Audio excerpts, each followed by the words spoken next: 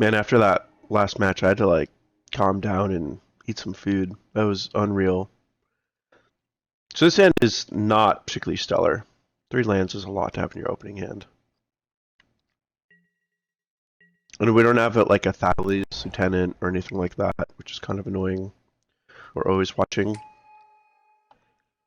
If this Declaration of Stone was a Thalia's Lieutenant, or Consul's Lieutenant for that matter, or always watching, just something that could pump the team, I would be quite pleased with this hand. Or if one of my one-drops was Kytheon, I'd be quite pleased. Quite pleased. This is not a really powerful hand that I was looking for. Not like bad enough to mulligan. I mean, I may just draw something good. Did not want to draw another land.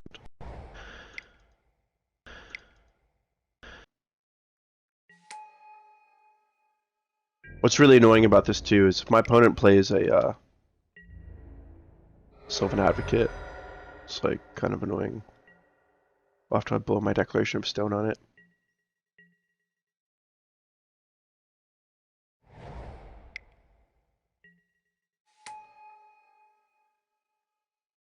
So I would really like an Always Watching or Thalia's Lieutenant here. Dude, another land? Come on! Deck, we were doing so good together.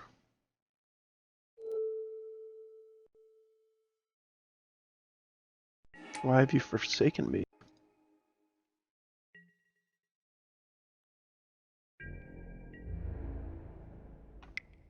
So now in this upcoming turn, if we don't have a Thalia's Lieutenant or Always Watching, I think we're going to be in pretty bad shape. The ship is probably sailed on a Consul's Lieutenant also.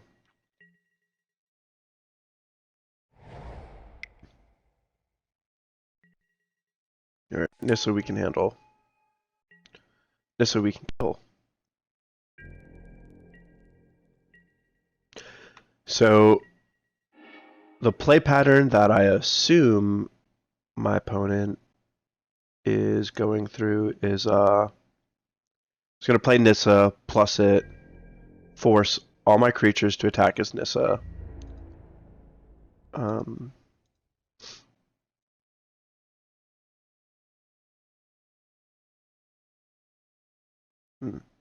Maybe I should have played the Thraben Inspector first to see if I could have found a Gryff's Boon. That might have changed my play. But anyway, so I attack with everything. He doesn't block. And now he's in good shape to make it so that his next Planeswalker can live.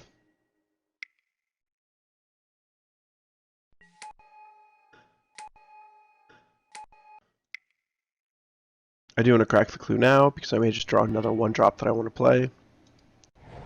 Dude. Oh, we're probably going to lose this game. Hate to say it, but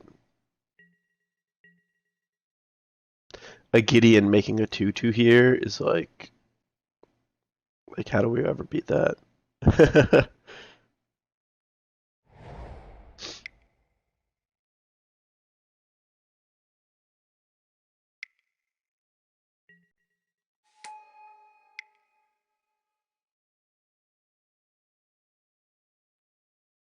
So is this Dromoka's Command?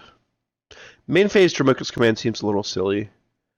These white decks basically always play sorcery speed based removal, especially in game 1. So I would have like waited to see if I mean I may just draw a Gryff Boon here, you know?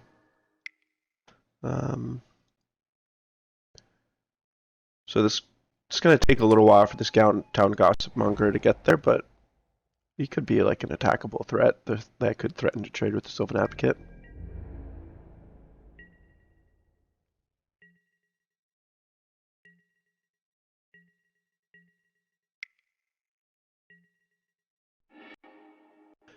Now a Gideon would be really, really bad.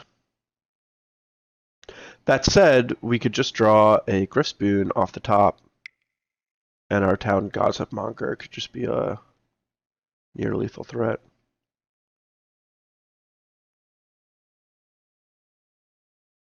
I assume that my opponent is just digging for Avacons. That's like the best way for them to stabilize this board.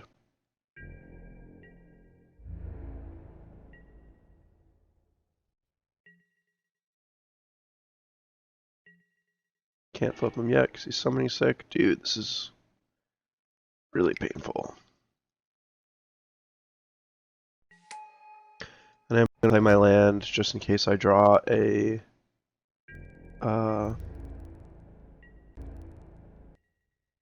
another Thraben Inspector so that I can play it, crack it, and, you know, do all my stuff.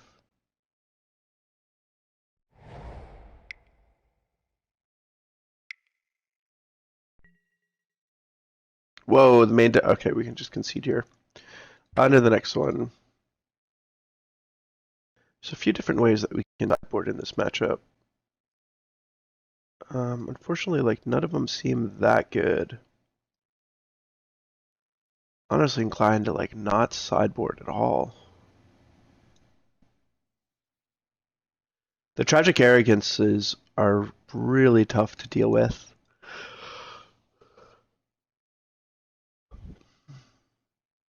The Gryff Spoons are so good at sniping planeswalkers and protecting your always watchings.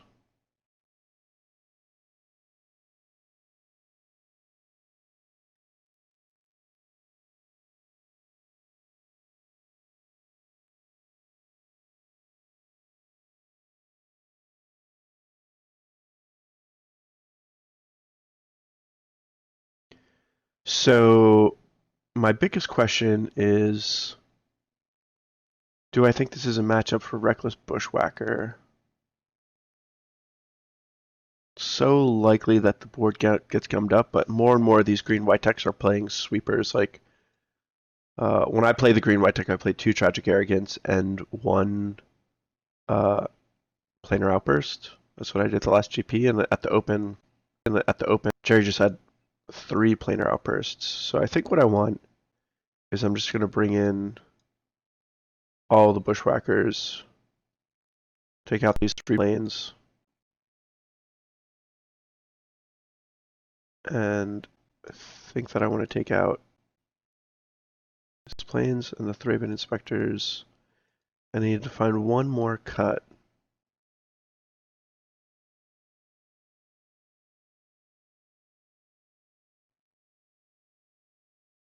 Four Bushwhackers seems like a real lot. Maybe I'll just bring in 3 Bushwhacker.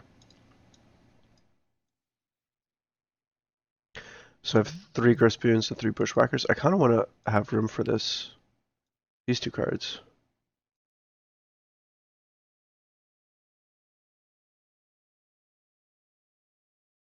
Anointer of Champions are kind of nice for pushing through early Sylvan Advocates. We'll just cut them. So I made my curve like quite a bit higher. I sideboarded out 6 1-drops, and that could be a problem.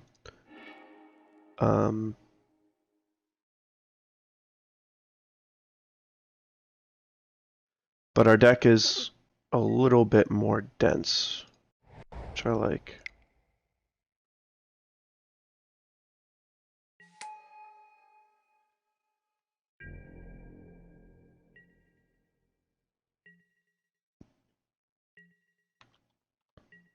I like leading with Town Gossipmonger here because it's like the stronger individual threat. And it can potentially push through a Sylvan Advocate. Oh, this is a good hand now.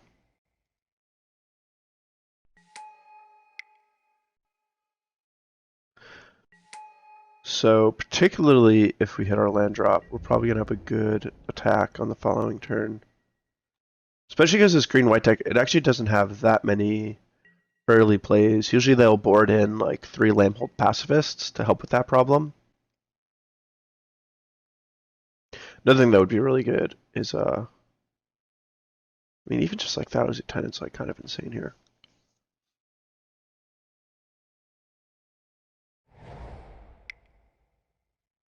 Is this Hanger Backwalker? That's not going to be enough. Sure.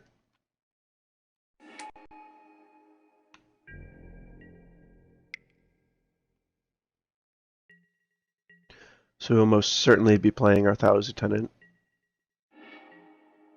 And our opponent looks like he might be in kind of rough shape.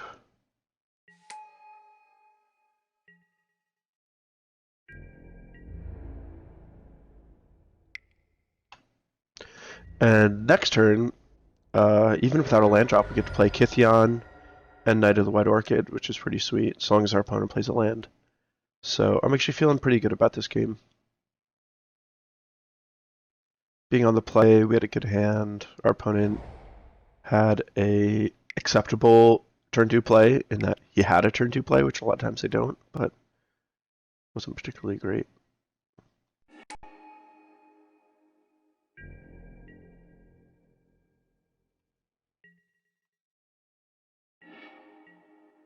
Oh, and we're gonna have always watching next turn. It's really good.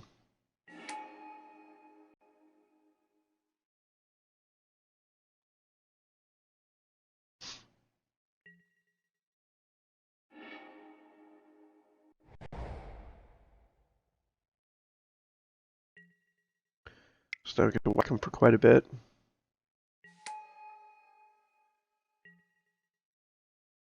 And we may just kill him on our turn. And if we don't kill him, at least we got these clues. We can, like, figure out a plan.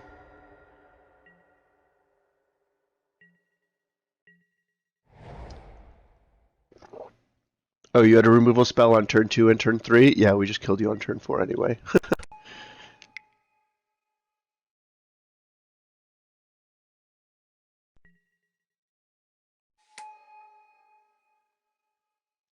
So that will mean that it'll dodge death. But let's see, what's the best thing we can do here? If we play the always watching, he could block our Kytheon with his Sylvan Advocate. And have the Hanger Backwalker chump something. And it'll take 7 going to 1.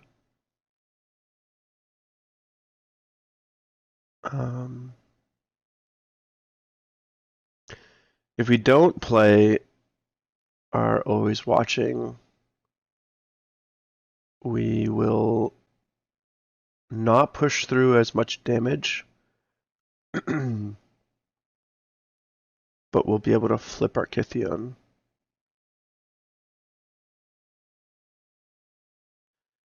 If he wants to double block something to kill it, we will get through 5 damage, although you can trade the Sylvan Advocate with Expedition Envoy. I think flipping our Kytheon's pretty good. It's the best thing to do against like potential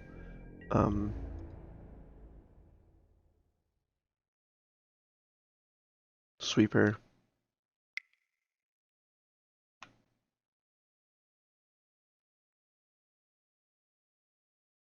And he has to block, so that's good.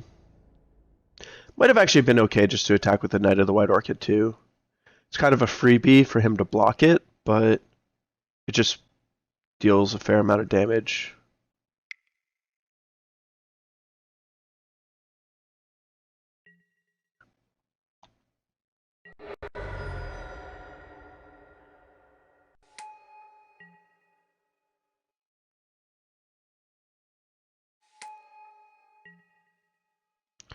So, considering our opponent is so low, I think we want to force this Thopter to attack us. Or attack the Gideon. Moving a blocker is imperative.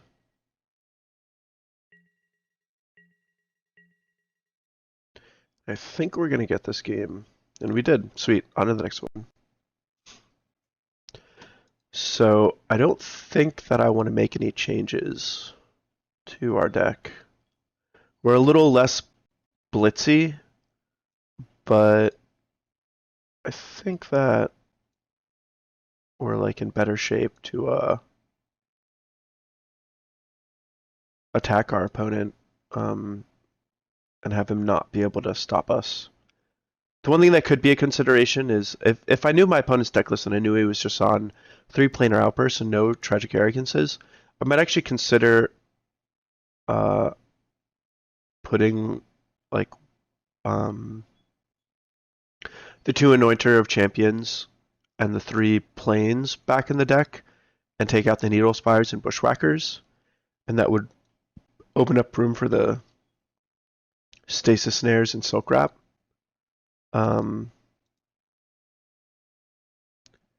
But they're like too bad if he has Tragic Arrogance. Having the Always Watchings and the Gryff Spoons are like enough protection against Dromoka's Command for these 3 removal spells, I think. But since I don't have that information, he could be running Tragic Arrogance, in which case be like a huge or blowout. I'm just gonna run as is. Ooh. So this hand is not so good. It has a lot of good spells, but and our land is a dual land, which is kind of nice. If this were a 6-card hand, I would keep it. I think as a 7-card hand, though, it's a little slow and we can do better. This hand, we're probably not going to have anything until turn 2. If we do draw a land, we get to go turn 2, double 1-drop, turn 3, Knight of the White Orchid, and either Gryff Boon or Dragon Hunter. So we'll have 2 turns to draw a land in a deck that has very, very few lands. I don't think that's actually worth it. So I think we're just going to mulligan. The first mulligan's kind of free. Now we're just going to keep it. And we do want to see a land. What's nice about this, though, is turn 1, Dragon Hunter, turn 2, Gryff Boon. It's like kind of an okay start, depending on what our opponent has. If our opponent just has Sylvan Advocates and Hangerback Walkers and Planeswalkers, that'll be good. If they have a Dromoka's Command, we're going to be in really rough shape.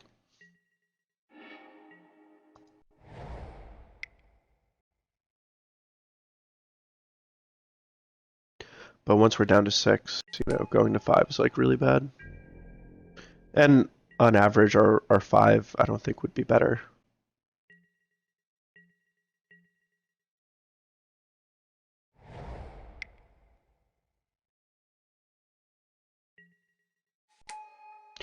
So we are likely to Gryff Boon here, and if our opponent has Dromoka's Command, we probably instantly lose. If we draw a land, then we can play Thalia's Lieutenant, but we are not so fortunate.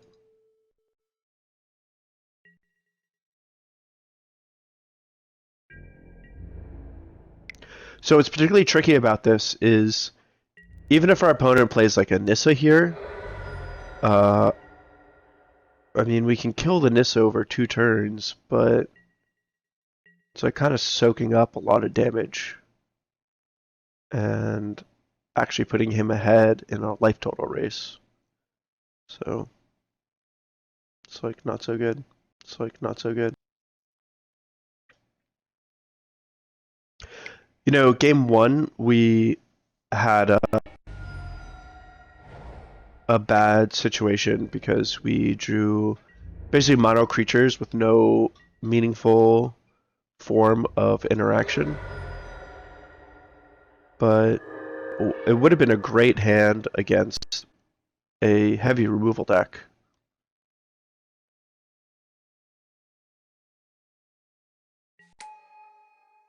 So actually in game 1, I guess in certain ways our hand wasn't that bad. It was just particularly ill-suited for the matchup.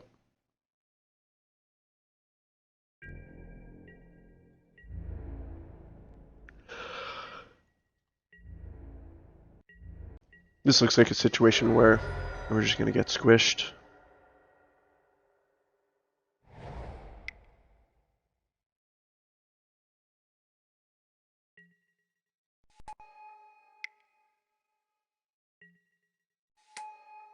Oh. Two cards in 1 turn. Oh yeah, we're real dead. So let's see, our opponent can attack us if he wants for 7, putting us on a 2-turn clock. So if this Reckless Bushwhacker was a Thraben Inspector or Anointer of Champions, I don't think this would have been any different. I think we're probably just drawing dead here, so I'm just going to go to the next one.